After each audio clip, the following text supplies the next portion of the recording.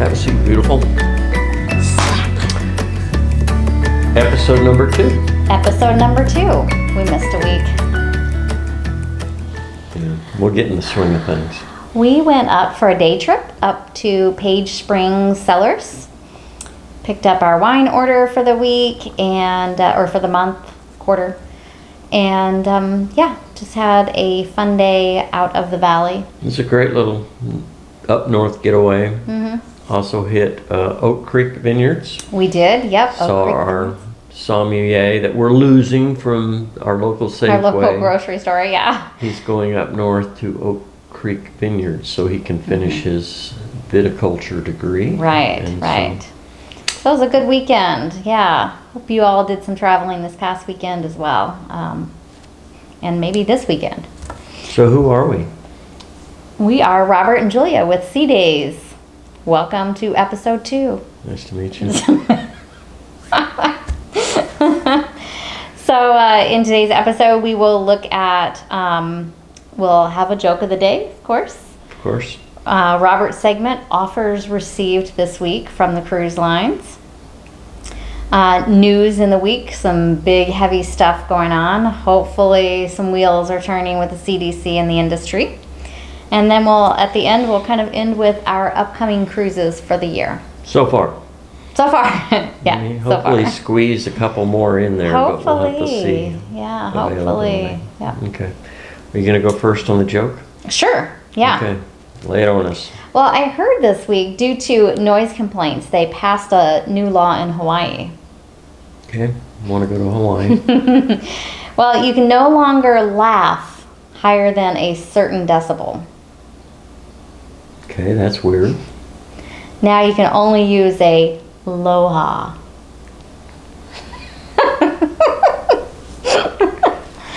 They won't always be that bad. That was a bad dad joke. Dad joke, I know. It was so bad it was good. You didn't laugh. It was a wah wah wah. It wasn't Okay. a bust out hysterically. Thanks. Yeah, it was Made me giggle.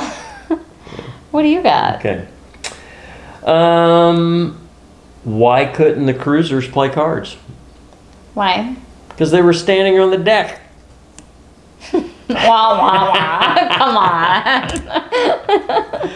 Wow. That's a good knock-knock joke, kind of, yeah. Yeah, okay. Oh, boy. All right. All right. Well, tell us about those fun offers that you received this week. Okay. Well, we got a inaugural cruise, a new ship, the Celebrity Apex. Is We've been here. hearing about that, yeah. And the new sailings are going to be from Athens this summer, we hope. And, Would love to go. What they're doing to promote this, they're doing their drinks, Wi-Fi, and tips always included. Okay. And then they're also, and that's I don't know. We'll see what they consider the value on that is. Okay. I'm not sure. But they're also offering round-trip flights to Athens for as low as $6.99 Nice. from most major airports. So if you live near a major airport. Right. You can also do a $200 credit if you want to go business or first class. So Okay. they give you a couple different options on that. So that's pretty cool. Okay. Pricing, a lot of $17.99 for 7 nights, and they have a few different options. And you just kind of cruise around Greece, right? Basically, yes. Yeah. I'll tell you a couple of them that we've got here. Be the first to experience our luxurious new Celebrity Apex, second ship in the revolutionary Celebrity Edge series, with her first sailing scheduled for June 19th of this year. Experience Eastern Mediterranean itineraries of 6 to 8 nights beginning in Athens. And then for the limited time, they're going to do the round trip rate starting as low as $6.99, so they will fly you there and home for a very good rate. Okay. With Celebrity Apex, we return to Athens, the ancient source of Western art, architecture, theater, and philosophy, and the site of antiquity's beautiful. greatest treasures, including the iconic Parthenon. I've never been to Greece. My Definitely on the dad list, yeah. was in the Air Force, and he was stationed in Greece for about 9 months, but we never got to go. Right. It was kind of one of those solo. Yeah, it was. So I would love to go, though. So, where do they go, you were asking? Departs from Athens to visit Cyprus, Rhodes, Mykonos, I'm probably mispronouncing that. Mykonos, Santorini, and Crete. Just as an example of one of the itineraries, and they have a few other variations. Greek Israel as well. Yep. Yeah, and you can include Israel, 7 or 8 nights. Add Jerusalem and Haifa. I think is how you say that. Yeah. I think so. The port in Israel. I think there's only one port in Israel. So that's one that I really received this Very week. nice. All right, that's one Celebrity. of many, but these were kind of the 3 top ones that jumped out at me. Okay. Holland America, they're offering their Have It All. Best amenities included at 50% off. Now it's not 100% included. They give you 50% off. They value it at $99 per person per day. So that's pretty good. Yeah, okay. And it includes shore excursions, drink package, specialty dining, and Wi-Fi. Okay. And for the most popular amenities at 50% savings. So that could be easily confused that they're giving it to you for free. Yeah. Princess has a best deal ever. Remember that? Right. Yeah, I didn't realize that Holland America was just doing 50% savings. So still, it's valued at $99 per cost person per day. For a couple saving $200 a day. Yeah, that adds up. $1,400 for sure. Yeah. Okay. Just some idea on their pricing. Fares beginning for Alaska $1,049. These are 7-day. Europe $14.99, Caribbean $11.69, and Australia, that's got to be, sorry I didn't do the total research, but that's got to be more than 7 days to get to Australia. So $26.69, that's probably 14 days. Well, you're flying, remember, you're cruising from Australia. You're not cruising from the United States to Australia. Okay, that could be Not 7 yet. days. That could be 7 days. Okay. Yeah. I'll do more research next time on that. I kind of did these kind of quick. That's okay. So that was one offer, and then we're seeing more and more cruise lines doing it as like an all-inclusive resort, though. Like, you know, covering more and more of the expenses to make it a little more of a less a la carte. Right, but they're still offering the budget too. Yeah, where you just which is nice. Do the cruise because if you don't care about Wi-Fi and you don't care about specialty dining or drink packages, then you can just do. Like, we hardly ever buy a drink package because we'll bring our own wine usually, because we drive to port most of the time. And so we do usually get the Wi-Fi package and do specialty dining though. So those things are good. Shore excursions, we do here and there, you know. So we might see value in that package. Yeah, but maybe we would buy or take advantage of the drinks package and not bring our own wine, you know. So if it covered the right wine. All right, so also these are just some generic across-the-board offers. This is from cruiseline.com and ShipMate, great source for deals. And delicious deals for 2021 and 2022 sailings. So you get 17-night transatlantic. Boy, we gotta do a transatlantic one time. We just love spending time on the ship so much. Sometimes we go on cruises and never get off at any of the ports. Right. Now that says Rome to Miami. Transatlantic. So that must be late 2021. Right now that they're planning those. Okay. So Norwegian Getaway, $66 a night. What? Yeah. 8-night Western Caribbean round trip Fort Lauderdale, on the Ballin Dam, $76 a night. Those are crazy deals.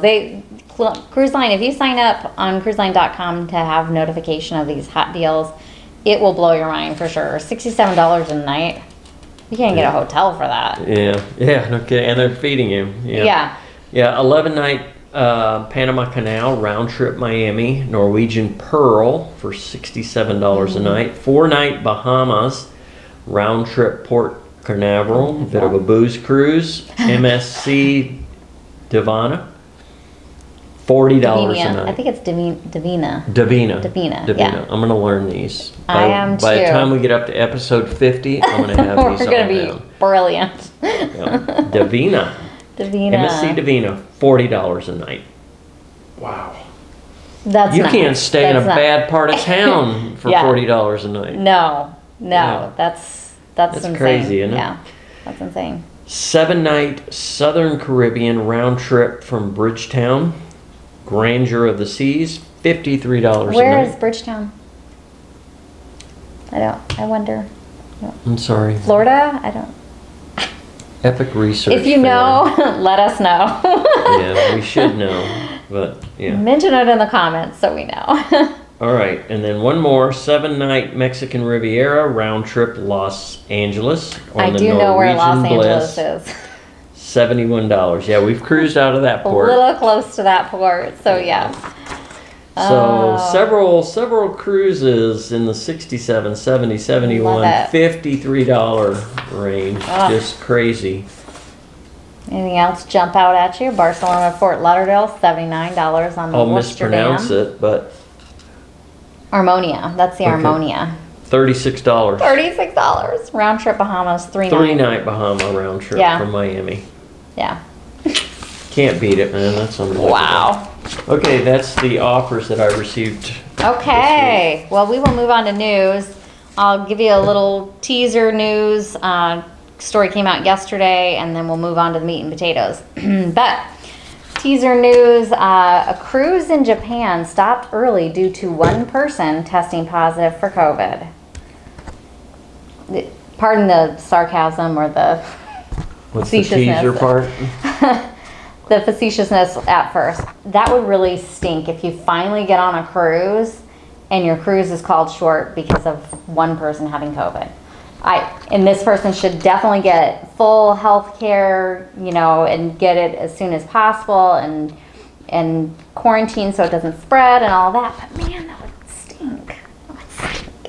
For them too, obviously for that person. Yeah, obviously for that person, but also the rest of the other 294 passengers. Yes, 294 passengers, 295 total, 425 crew members. So this was a cruise around Japan. It's the Asuka, I believe I'm saying that right. Forced to stop its voyage early after a positive corona test was detected on board. Wah, wah, wah.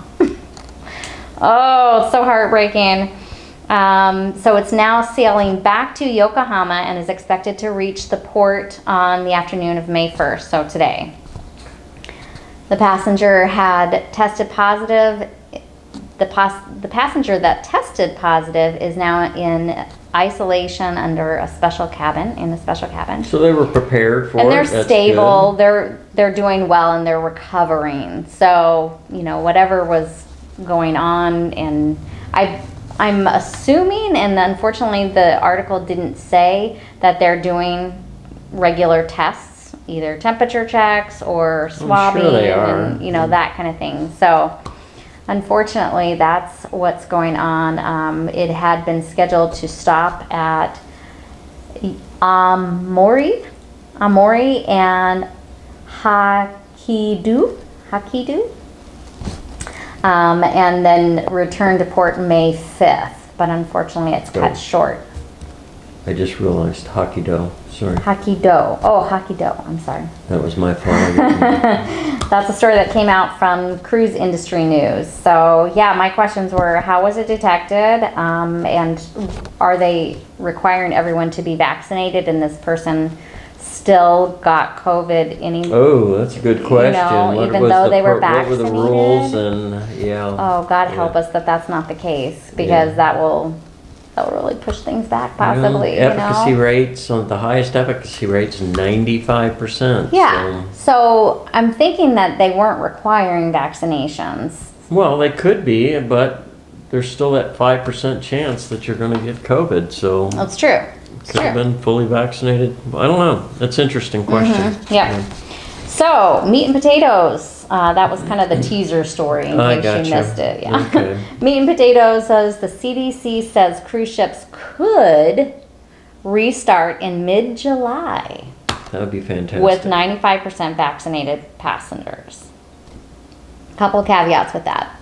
At any rate, let's take a look here. The letter was penned by the CDC's head of the Maritime Unit, Amy Tefaletti. And it reads, "We acknowledge that cruising will never be a zero-risk activity." Never has been. Thank you, Amy. Never has been. We've always had neuroviruses. And, Oh, yeah. There's always... The viral wipes that we carry with us say coronavirus. And that's not just cruise specific. I mean, that is... Oh, yeah. That's across Disney World. That's anywhere, any convention center events, mass gathering. There's always the risk of some type of outbreak. There always has been. So So they acknowledge that cruising will never be a zero-risk activity, and that the goal of the conditional sail order phased approach is to resume passenger operations in a way that mitigates the risk, so brings it lower, of the risk of COVID-19 transmission aboard and across port communities as well. We're going to protect our ports. So a CDC spokesperson then confirmed to the USA Today that cruises might be able to start by mid-July. Yes, I keep hearing that. Mid-July, come on. CDC looks forward to continued engagement with the industry and urges cruise lines to submit Phase 2A port agreements as soon as possible to maintain the timeline of passenger voyages by mid-July. Thank you, CDC. So they're kind of putting the onus back. We've been pushing the CDC, pushing. Now they're pushing back. CDC says, okay, let's see it. Let's push this get your back port on the cruise agreements going. industry. You got to get those port agreements going. Yep. It also included in the report that there are 5 points of clarification that that gives cruise lines better insight into their CDC's expectations for start. For one, ships can bypass the required simulated test voyages carrying volunteers and jump straight to sailings with paying passengers if 98% of the crew and 95% of the passengers are fully vaccinated. That's one. Another point of clarification is the CDC will review and respond applications for simulated voyages within 5 days. Apparently, they were previously expected to take up to 60 days. Wow, that's a big difference. Yeah, for a cruise line to say, okay, we want to take these simulated voyages, so here's our application to do so. Well, CDC could sit on it or review their health and safety standards up to 60 days. Yep. So, and a lot can change in 60 days. We know that. The third point, CDC will update its testing and quarantine requirements for passengers and crew on sailings with paying passengers to align with the CDC's guidance for fully vaccinated people. So what this means, instead of taking a PCR test ahead of boarding, vaccinated passengers can take a rapid antigen test upon embarkation. That's the one that takes like 30 minutes. 15, I think. Oh, is it 15? Yeah, it's really quick. If you have antigens, come on aboard. Yep. Fourth one, CDC has clarified that cruise ship operators may enter into multi-port agreement rather than just a single port agreement as long as all port and local authorities sign the agreement. I guess I didn't realize this was a thing. I hadn't really heard about this, but It sounds like this is opening up to going back to multi-port cruises, Yeah, I mean, that's and the- longer cruises, and That's the crux of cruising, is hitting multi-port. yeah, so, that's the yeah, point. yeah. Fifth and final clarification is the guidance on quarantine guidelines for passengers who may be exposed to or contracted COVID-19. So, and I do remember this being a thing, but it used to be that even though you were a local passenger, they wanted you to stay in a hotel and quarantine before you further traveled or something. So this way, local passengers that may have driven to port can go ahead and travel home and get the health care that they need, be quarantined at home. But passengers who travel by air may quarantine in a hotel. So there's a lot of mays and maybes going on in this one. This article came to me through Royal Caribbean blog. Thank you, Matt Hoshberg. I think it's Hoshberg. Matt says, it seems the CDC is still adhering to zero risk objective rather than mitigation approach. Although they're saying they're not, but it still seems like they're wanting a zero risk. That's impossible. It is impossible, It's but never I happened agree with before. what I Matt don't know why says. it'll Yeah. Suddenly happen. Yeah. The clause that allows cruise ships to bypass the test cruises if they have 95% fully vaccinated passengers and 98% fully vaccinated crew is a new change. So that's a nice kind of caveat. But again, we're almost at a zero risk if that many people are vaccinated on the ship. Yeah, I Again, mean, we're at like regardless, and we don't 5%, know right? what effect this vaccine has on other types of viruses. We may find that it boosts our immunity against other I would hope. potential Right? Hey, flus that'd be and great. Yeah. So what are the cruise lines saying about this? Royal Caribbean has not made a decision if it will require vaccinations for its cruise ships, although all of its current sailings from the Caribbean in Europe do require it. So we see that already. Norwegian on April 5th submitted a proposal that included 100% vaccination of guests and crew as well. And they released a statement then saying they believe that requiring vaccines for every single person on board its ships initially, in addition to comprehensive protocols involved, or including universal testing, COVID testing, their plan exceeds the intent by the conditional sail order. So Norwegian feels like they're going above and beyond with that 100%. I think all the cruise lines are really, so. they're doing everything they can, jumping through every hoop Yeah. to make sure it happens. We want to get going again for sure. So that's really good information, and we're excited to see how that all evolves and how the cruises that start in June go from the Bahamas. So yeah.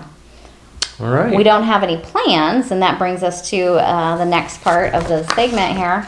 The next segment is we don't have any plans right now for anything from the Bahamas. No. We're on the West Coast, so that would require a flight there, and it would be a little bit longer of a trip than we can do right now with work. So, but what we are planning, our upcoming cruise is on the Carnival Panorama, and that's for November of this year, out of Long Beach.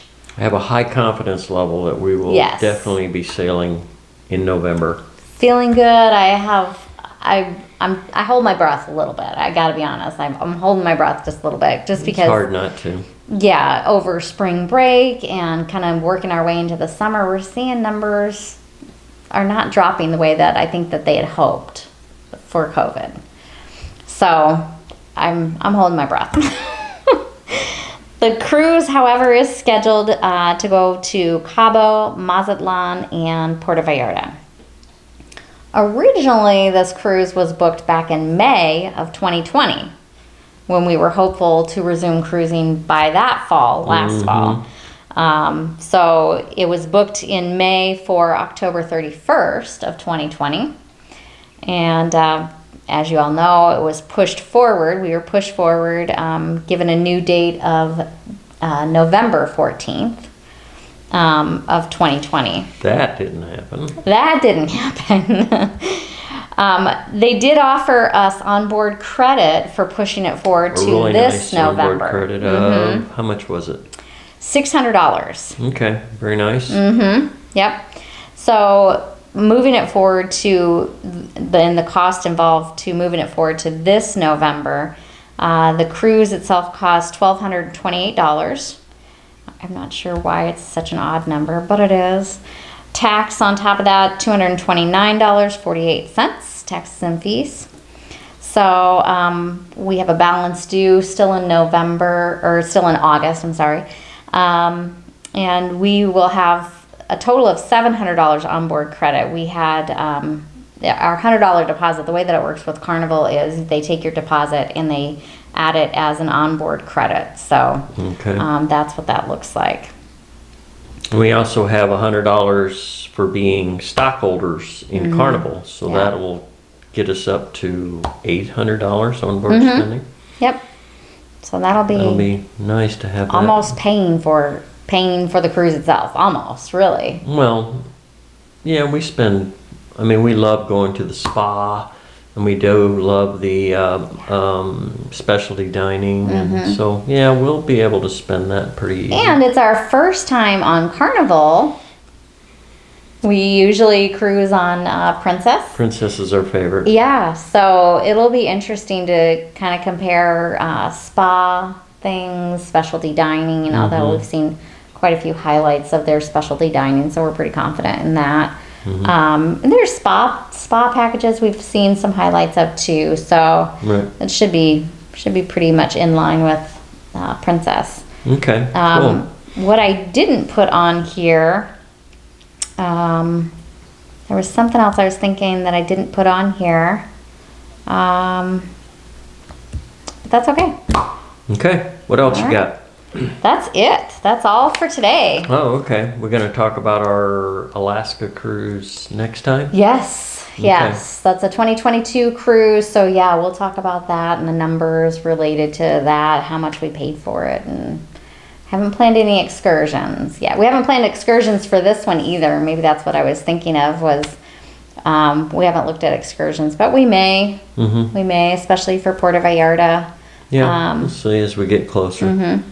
So, oh, I know. I was going to mention that it's an ocean view stateroom. I forgot to mention what type of room it was, which is interesting. We haven't been on an ocean view room. We've done balconies, a bunch of balconies cruises with Princess, but we haven't done ocean view since our Royal Caribbean cruise, which was our very first cruise, our honeymoon. 1996. Wow, that's a long time ago. It's crazy. But yeah, that was our first cruise. What was the name of the ship? The Viking Serenade. Viking Serenade, yes. It's in a scrapyard somewhere. Oh, it's always so sad. It may have been made into cars or something by now. We might be driving it around. You never know. I don't think it works like that. Well, they recycle, right? Okay. Well, bye for now. Happy traveling, and we'll see you next week. Take care.